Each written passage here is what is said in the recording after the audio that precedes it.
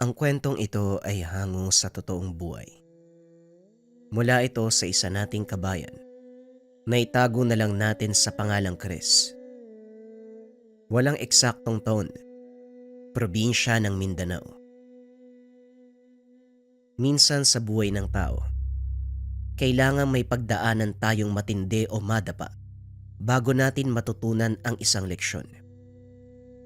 Ito ang naging karanasan ng ating tampok na karakter. Ipinanganak at lumaki sa syudad. Nag-iisang anak na mag-asawang Mirna at Ador. Medyo may kaya sa buhay, kaya simula ng maliit, nasusunod ang layaw ng binata. Nagagawa ni Chris ang kanyang gusto. Hindi na din ito nasubaybayan ng mga magulang dahil abala sa kanilang mga negosyo. Kaya naman halos walang alam ang mga ito sa ginagawa ng binata. Madalas nagbabakasyon ang binata kung saan lugar, kasama ang mga kaibigan, at isa sa mga karanasan nito, ang tuluyang nakapagpabago ng pag-uugali at paniniwala. Arogante kung magsalita, walang galang lalo na sa mga nakakatanda.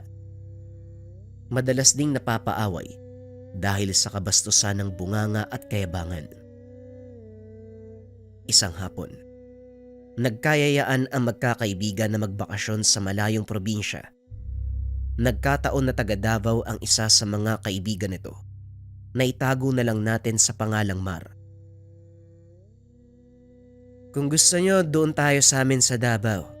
Malayo na yun, ha? Ano naman yung makikita natin doon? Baka mamaya mabagot lang ako eh. Tugon ni Chris. Sa palagay ko matutuwa ka doon, Chris. Ano, sama kayo? Wika ni Mar. Aba, sama ako. Ikaw ba, Chris? Wika ng isa pang kaibigan na si Luis. O sige na nga, total. Wala naman akong ginagawa dito eh. Nakakasawa na din yung pinupuntahan natin. Pag-uusap ng magkakaibigan. Nang magkasundo ay naganda na ang mga ito ng kanilang mga gamit. Nang mga sumunod na araw, tumulak ang magkakaibigan papunta sa probinsya ni Mar. Pinili nilang sumakay ng barko dahil hindi sanay si Chris na sumakay ng eroplano. Madalas tulog ang binata habang nasa biyahe. Hindi ito iniistorbo na mga kasama dahil alam nila ang ugali ni Chris kapag nagising ito sa kalagitnaan ng pagtulog. Pagdaong sa pantalan, sinalubong ang mga ito ng isa sa mga kamag-anak ni Mar. Napag-alaman ni Luis at Chris na Muslim pala ito. Anak nang, hindi mo sinabi sa akin Muslim ka pala. Madalas pa naman kita inaalok na kumain ng baboy. Ay naku.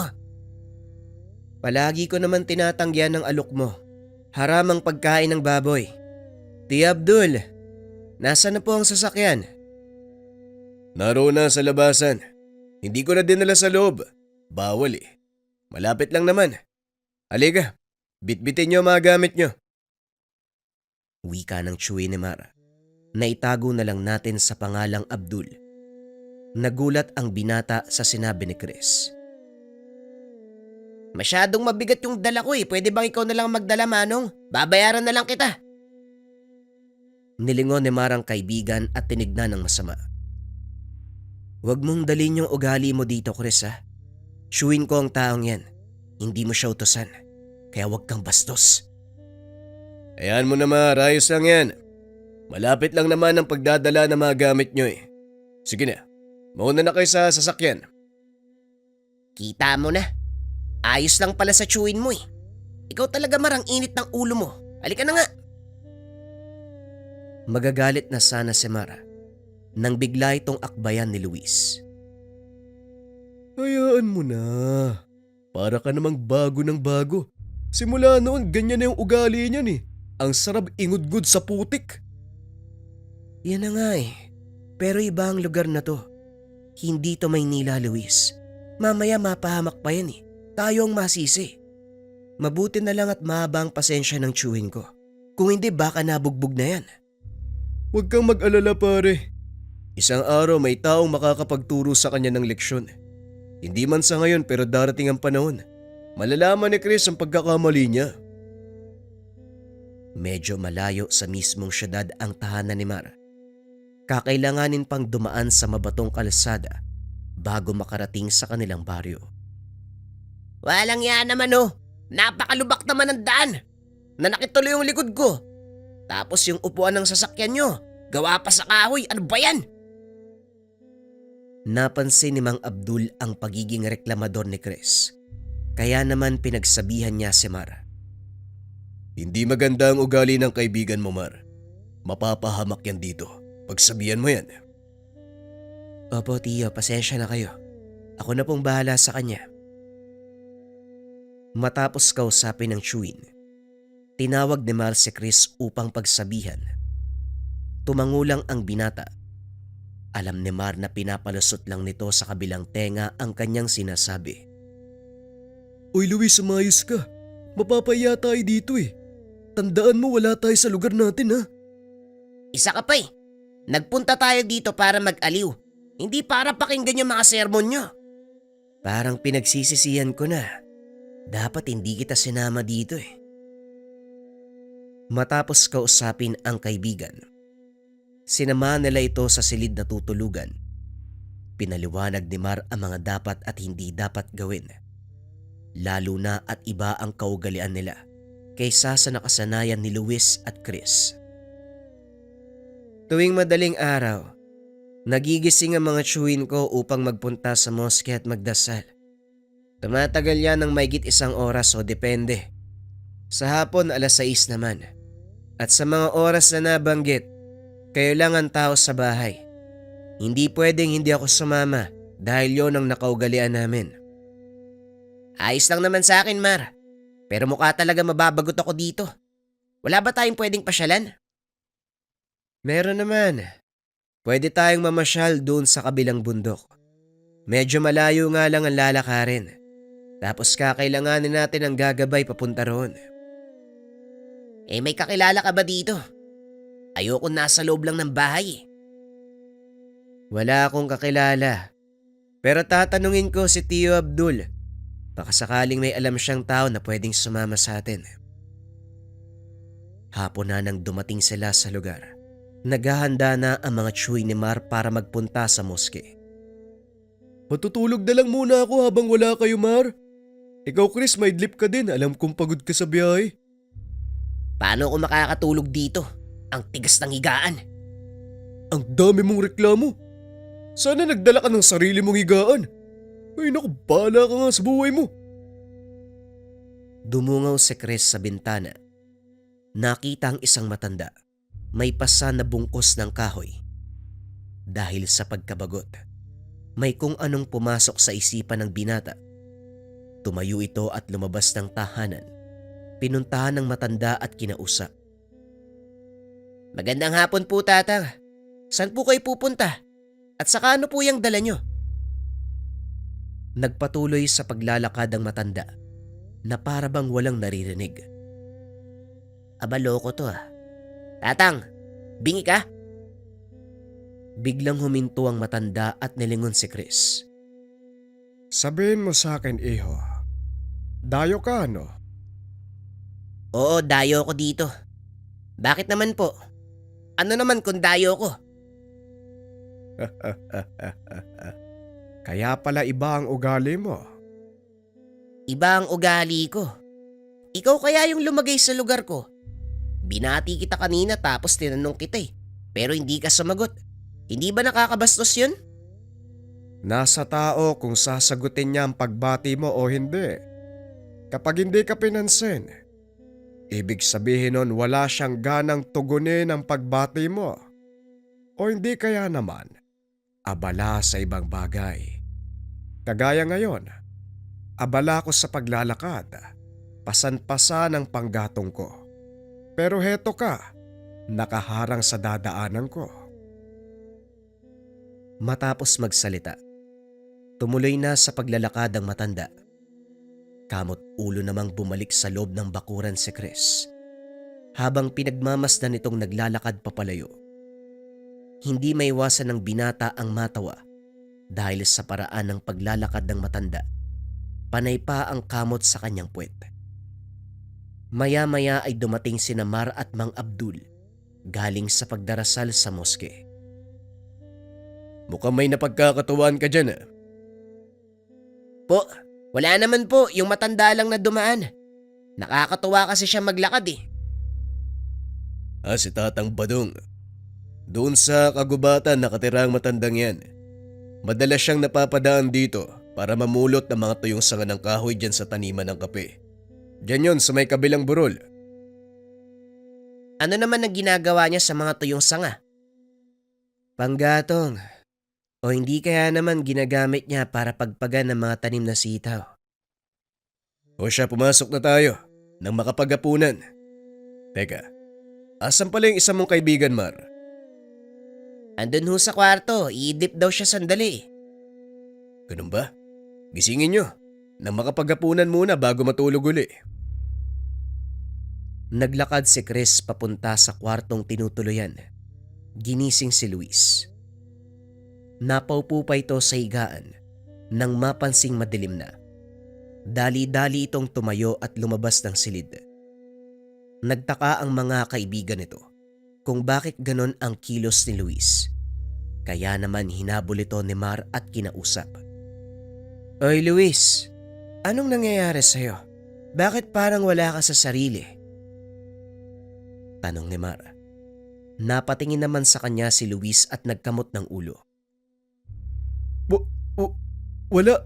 Akala ko kasi may pasok tayo eh. Nagtawanan ang lahat nang marinig ang sinabi nito. Lingid sa kanilang kaalaman, yun na pala ang umpisa ng isang kakaibang kaganapan. Habang kumakain, masayang nag-usap sina Mar kasama ang iba pang mga tiyuhin. Wala ang mga magulang ng binata sa bahay dahil may kailangan itong gawin sa kabilang bayan. Napansin na naman ni Chris na tulala si Luis. Hindi nakikisali sa usapan ng magkakaibigan. Nung una hinayaan niya lang ito sa pag-aakalang bagong gising lang si Luis, napagod sa mahabang biyahe. Kinabukasan, nagkayayaan ang magkakaibigan na mag-ikot-ikot sa paligid. Tinanong ni Marang Chuyin kung sino ang pwedeng pakiusapan na samahan sila sa kabundukan. Ngunit abala ang mga kamag-anak sa kanika nilang gawain. Hindi natin maaasahan ang pinsan mo ngayon, Mar. May mga trabaho na rin sa bahay ng mga yon. Pero may kakilala ako. Kung gusto nyo, siya na lang ang pakiusapan natin. Sige po, Tiyo. Nababagot na kasi yung dalawa kong kasama eh.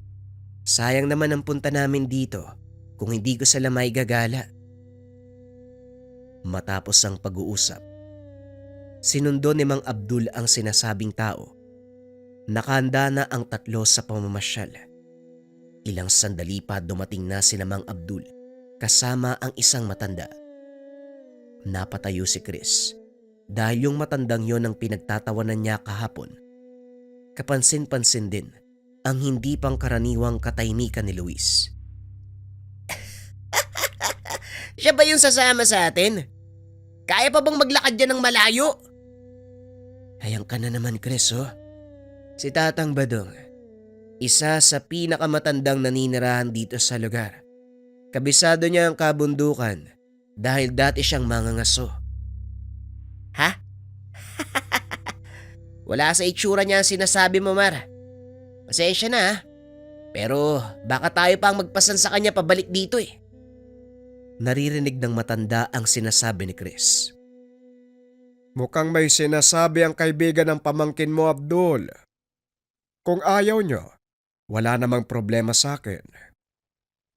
Pagpasensyaan nyo na po ang batang yan. Lumaki kasi sa syudad eh, kaya ganyan ang asal. Marano, magpapasama ba kayo o hindi? Tutuloy po kami, Tiyo Abdul. Tugon ni Mara. Sabay siko sa kaibigan upang tumahimik. Kung ganon, si Tatang Badong na ang bahala sa inyo. Sige na, pupunta na ako sa bayan. Magbubukas ng pwesto. Ikaw nang bahala sa mga kaibigan mo. Matapos iabilin kay Tatang Badong ang magkakaibigan, tumuloy na si Mang Abdul papunta sa bayan. Umalis na rin ang magkakaibigan papunta sa kagubatan. Saan nyo gustong magpunta? Marami akong alam na lugar kung saan makakakita kayo ng magandang tanawin. Ikaw na po ang bahala, Mang Badong. Kahit taga dito ako, hindi ko kabisado ang kabundukan. Pwes, halin na kayo, pero teka, yang kasama nyong mataba, parang kanina ko pa napapansin ha, walang imik. Oo nga, Mar. Kahapon pa yan wala sa wisyo ah. Oy Luis, ano bang nangyayari sa'yo? Wala naman. May iniisip lang ako. Iniisip? Meron ka pala nun? Yang ka na naman sa pangalas ka mo eh. Pabayaan mo na nga lang si Luis. Ang mabuti pa, itoon mo ang pansin sa tanawin. Maaliw ka pa. Nagpatuloy sa pamamasyalang pangkat. Dahil sa walang magawa itong si Chris, pinagdiskitahan ang matandang kasama. Mar, tignan mo si Manong oh. Parang pato o maglakad. Oy Manong, matanong nga kita. Bakit ganyan ka maglakad? Ayan ka na naman, Chris. Alam mo nang matanda na yung tao eh. Natural may mga nararamdaman na yan sa katawan. Hindi pinansin ng matanda ang pangaasar ni Chris. Idagdag mo pa ang kakaiba nitong kasuotan. Mula sa katutubong pangkatang matanda, nakaugalian na nito ang makalumang pananamit. Nagpatuloy ang pamamasyal. Ngunit ilang sandali lang, narinig ni Tatang Badong ang malakas na kulog na tila nagmumula sa bandang taas ng bundok. Mukhang bumubuhos na ang malakas na ulan sa tuktok ng bundok. Mabuti pa lumayo tayo sa ilog. Baka mamaya umapaw ang tubig. Naglalakad sa pangpang ng ilog ang grupo ng mga oras na yon. Dali-dali namang umakyat si Chris at Luis. Inalalayan ng dalawang binata ang matanda papunta sa taas ng pangpang. Maaari pa naman tayong mamasyal sa ibang bahagi ng gubat. Halika na Manong, baka butin tayo ng dilim. Hindi sumagot ang matanda, kaya nilingon nito ni Mar. Nakitang nakatingin sa kalangitan si Tatang Badong. Napatingala din ang binata. Napansing walang ulap, maging sa tinuturo nitong bahagi ng bundok. Mukhang iba ang kutob ko sa mga mangyayari. Ang mabuti pa dumito muna kayo. Sisiguraduhin kong ligtas ang magpatuloy. Bakit? Anong meron Tatang? Wala namang ulan na. Mamirmi kayo dito. Mar, pagsabihan mo yung kaibigan mo, patigas ang ulo. Kung ayaw niyong mapahamak, sumunod kayo sa akin. Opo Tatang Badong, pasensya na po kayo. O ikaw Chris, ayus-ayusin mo yung pananalita mo. Parang hindi ka lumaki sa syudad eh. Parang hindi ka anak ni Sir Ador at Ma'am Mirna. Napakamot na lang ng ulo si Chris. Naupo sa lilim ng puno. Kung hindi nyo naitatanong, ang mga magulang ng binata ang may-ari ng pinapasukang trabaho ni Luis at Mar. Nagagawa nilang magpunta sa kung saan dahil na rin sa kahilingan ni Chris. Hindi na ito sinasaway ng mga magulang hanggat walang ginagawang ikakapahamak ng kanilang reputasyon. Yang ka na naman no? Bakit ba kasi ang hilig mong ikumpara ako sa nanay at tatay ko? Iba sila, iba din ako. Oo, nandun na tayo. Pero ang punto ko, anak ka ng amo ko. Ano sa tingin mo ang sasabihin nila sa sandaling may mangyari sa'yo? Masyado ka lang nag-aalala. Walang mangyayari sa akin dito. Sa kalagitnaan ng pag-uusap ng dalawa, biglang nagsalita si Luis. Bakit ganun? Ang daming alitap-tap. Saan galing ang mga yan?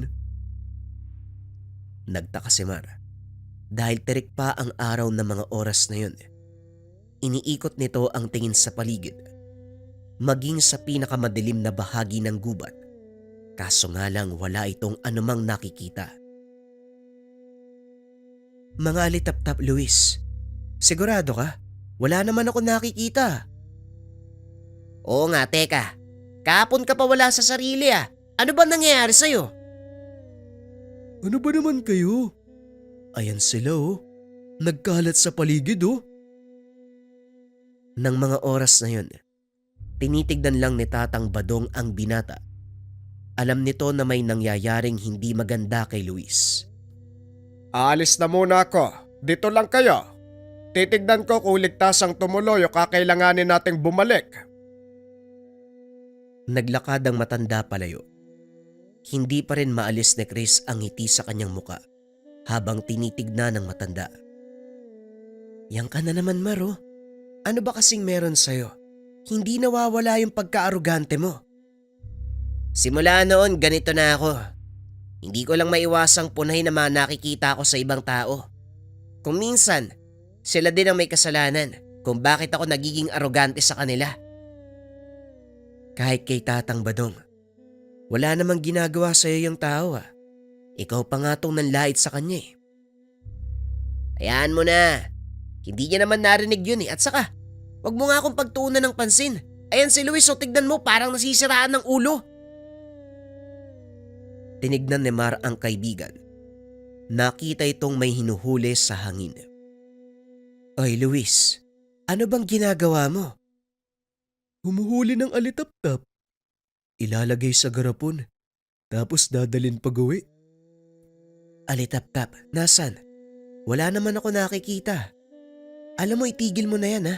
Maupo ka nga dito. Mamaya madulas ka pa, mahulog ka sa bangin eh. Hindi huminto sa ginagawa si Luis. Salip ay nagpunta ito sa mas masukal na bahagi ng kagubatan. Sa pagkakataong iyon, sinundan ni Chris ang kaibigan. Anak ng Luis! Bumalik ka nga dito! Ano ba ginagawa mo? Sa sobrang lakas ng sigaw ni Chris, nabulabog ang lahat ng hayop sa paligid. Nagliparan ang mga ibon, maging ang maliliit na hayop. Ilang minuto ay bumalik na si Tatang Badong. Maging ito ay narinig ang pagsigaw ng binata. Ano bang nangyayari dito? Nagsisigawan kayo? Eto kasing si Luis eh, manguhuli ng alitap-tap, wala naman kami nakikita. Kamuntikan pang mahulog sa bangin. Mabuti na lang napigilan ko kung hindi. Naku, baka naging kwento na tong tabatsoy na to eh. Mano nga mabuti pa bumalik na tayo sa bahay. Hindi maganda ang kutob ko. Tama ka. Mabuti pa nga. Tungkol sa mga alitap-tap, Luis, anong kulay ng liwanag ang nakikita mo? Kulay? Dilaw po. Hindi alitap-tap ang nakikita mo. Kung hindi mga lambana. Masama ito. Bilisan nyo. Hanggat maaari pagdating sa tahanan, Mar, wag na wag mo siyang papalabasin. Babalaan ko din si Adol. Bakit po, Manong? Ano pang nangyayari kay Luis? Doon ko na ipapaliwanag sa bahay nyo. Sa ngayon, magmadali na tayo. Dali-daling bumaba ng kabundukan ng pangkat. Hindi na makapagsalita si Chris. Pilit nitong iniisip kung ano ang nangyayari sa kaibigan. Hanggang sa makarating sila sa tahanan nila Mar. Doon ipinaliwanag ni Tatang Badong ang lahat. Kaharap nila ng mga sandaling iyon si Namang Abdul at ilan sa mga kamag-anakan ni Mar. Pinakinggan ng mga ito ang paliwanag ng matanda. Ang kaibigan mo, Mar, may espesyal na kakayahang makipagsalamuha sa mga elemento. Ang mga nilalang na sinasabi niyang alitap-tap ay mga lambana. Ito ang dahilan kung bakit siya lang ang nakakakita sa mga yun. Pero bakit po? Parang nawawala sa sarili si Luis. Yan din ang malaki kong katanungan. Meron ba sa inyo ang gumawa ng kalokohan? Sa pagkakalam ko, wala naman po, Manong. Ano po ba ang ibig niyong sabihin? Tahimik na nakikinig si Chris ng mga sandaling iyon. Pilit na iniisip ang mga pangyayari. Sa pagkakatanda nito, wala namang ginawang kalokohan si Luis. Sa katunayan, nanatili lang ito sa loob ng tahanan. Wala namang ginawa si Luis, Manong eh. Ako siguro meron. Umihi ako nung nakaraang araw doon sa likod. Sa malaking bato. Yun lang naman yung ginawa ko, wala namang iba. Nagkatinginan si Mang Abdul at Tatang Badong. Sa pagkakataong iyon ay nagalit ang dalawang nakakatanda. Yun lang naman. Hindi mo ba alam kung gaano kalaking kalapastanganan ang ginawa mo? Hindi lang sa mga nagmamay-ari ng tahanang ito, kundi maging sa mga nilalang na nakatira sa paligid. Kayong mga taga-syudad, kahit kailan hindi na natutong rumespeto sa kalikasan. Ho, ano po bang mali sa ginawa ko? Naiihi ako eh. Yun na nga ang mali doon. May sariling palikuran ng bahay na ito. Bakit kailangan mong umihi sa likod ng bahay? Pasensya na ho kayo. Hindi ko na po napigilan eh. Alangan naman tisin ko. Di magkakasakit ako. Ang katigasan ng ulo ng isang tao nagre-resulta sa mga hindi magandang pangyayari. Kagaya ngayon, ang kaibigan mong si Luis ang nagbabayad ng ginawa mong kalokohan. Kalokohan. Sa naiihi ako eh. Anong gagawin ko? Chris, tama na. Huwag ka na munang sumagot. Huwag mo nang pahabain ng diskusyon. Ano pa ang mangyayari kay Luis, Tatang? Sa ngayon, wag niyo muna siyang papalabasin sa bahay. Kahit anong mangyari. Hindi siya pwedeng makita ng mga laglipa ng elemento. Sa oras na mangyari yon, tuluyang sasakupin ng mga nilalang ang katawan ng kaibigan niyo. Yan na nga bang sinasabi ko, Mar? Mahirap ang magdala ng mga dayo dito sa lugar natin, lalo na kung walang disiplina. Bukas sa bukas, pauwiin mo mga kaibigan mo. Ayokong sumalo ng responsibilidad mula sa mga irresponsabling tao. Pasensya na ho kayo, Tiyo. Hayaan nyo. Ihanda ko na po mga gamit namin. Bukas sa bukas babalik kami sa syudad. Pag-uusap ng mag-chewin. Ngunit biglang sumagot si Tatang Badong. Sa mga sandaling ito, Abdul, ikinalulungkot ko. Ngunit hindi maaaring umalis ang binatang si Luis. Lalo siyang mapapahamak sa oras na lumayo siya sa baryong ito. Kalokohan. Di lalo namang napahamak ang kaibigan namin kapag hindi siya umalis dito. Manahimik ka dahil ikaw ang may kasalanan kung bakit nangyayari yan sa kaibigan mo. Bakit ako? At saka, kung ako may kasalanan, bakit si Luis ang nananagot? Hindi ka kayang galawin ng mga nilalang na gumagambala sa kaibigan mo dahil mataas ang iyong dungan. Ganon din ang kaibigan mong si Mar. Bilang isang taong may kakayahang makipagsalamuha sa mga engkanto, siya ang naging daan upang ituro sa iyo ang isang mahalagang leksyon. Tss, kung mga magulang ko nga, hindi ako kayang maituwid sila pa kaya. Tignan natin kung anong magagawa ng mga sinasabi niyong engkanto. Huwag mo silang hahamunin dahil hindi mo alam ang kayang gawin ng mga engkanto. Wala kang alam sa kanilang mundo. Napagpasya na. Manatili kayo sa tahanang ito hanggang sa matapos ang problema. Pakiusap lang habang nandito kayo. Sundin ang bawat habilin ng mga nakakatanda. Matapos magsalita ni Mang Abdul, lumabas ito kasama si Tatang Badong. Hindi ko alam kung anong uri ng nilalang ang gumagambala sa binata. Pero sigurado ko, iisa lang ang pakay nito. Yon ay kunin siya. Wika ni Tatang Badong. Sa kabila ng pagiging Muslim ni Abdul, naniniwala ito sa sinasabi ng matanda dahil na rin sa mga sariling karanasan. Sa palagay niyo, Tatang Badong, ano po magagawa natin? Sa ngayon, tignan natin kung anong susunod na gagawin ng mga nilalang. Saka ako magdedesisyon. Uuwi muna ako sandali. Kukuha ng ilang kagamitan. Pag-uusap ng dalawa. Matapos ay kagad nang umalis si Tatang Badong. Nagpaalam na din si Mang Abdul na pupunta sa kanilang moske dahil may gagawin pa ito. Naiwan ang tatlong binata sa tahanan. Chris, huwag ka na munang lumabas ng bahay para hindi na lumala ang sitwasyon. Bakit ba lahat kayo ako ang sinisisi? Kasalanan pala sa lugar niyo yung umihi sa bato. Anak ng putya naman oh. Sa ayaw at sa gusto niyo, bukas sa bukas uuwi ako ng syudad. Pasensya na pero hindi ako papayag sa gusto mong mangyari. Kung meron mang dapat malagot sa lahat na nangyayari dito, walang iba kung hindi ikaw. Biglang natahimik si Chris dahil yon ang unang pagkakataon na nakita niyang nagalit si Mara. Magandang gabi mga kabayan. If ever na gusto nyo na i-upload na natin yung part 2 ng kwento na ito mamayang 8:30, comment nyo lang #upload nyo na yan. Kapag maraming may gusto mga kabayan, upload ko na to ng 8:30 mamaya. Maraming salamat.